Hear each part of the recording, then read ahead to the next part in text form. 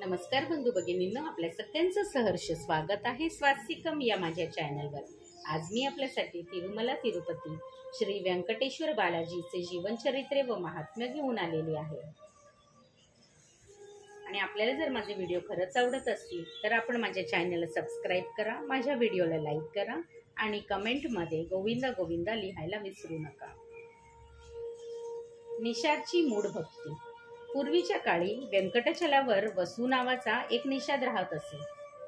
त्याची पत्नीचे नाव चित्रावती। वसू आपल्या धंद्यामुळे भिल्ल बनला, तरी पण वसू परमभक्त होता। दररोज जंगलात जाऊन मग जंगली तांदूळ आणून आपल्या पत्नीला देऊन स्वयंपाक करून स्वतः स्नान करून एका दगडाला श्रीनिवासाची मूर्ती समजून नैवेद्य दाखवूनच पती पत्नी भोजन करीत असे।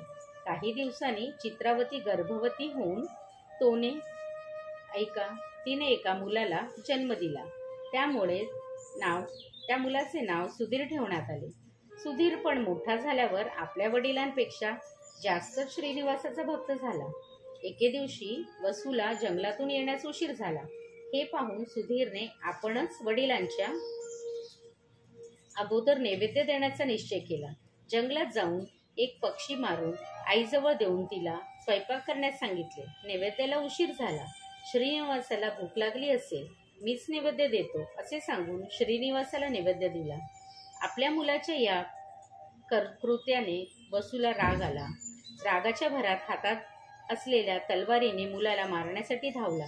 इतक्यात श्रीनिवास प्रत्यक्ष प्रकट होऊन वसूला थांबीत म्हणाले, हे वसू थांब, मला भक्तिप्रदान नैवेद्य नको, तुझ्यापेक्षा तुझा मुलगा मोठा भक्त आहे असं सांगून त्यांना मोक्ष प्राप्ती केली। श्री तिरुपती बालाजी पर्णमस्तु। शुभम भवतु, शुभम भवतु, शुभम भवतु।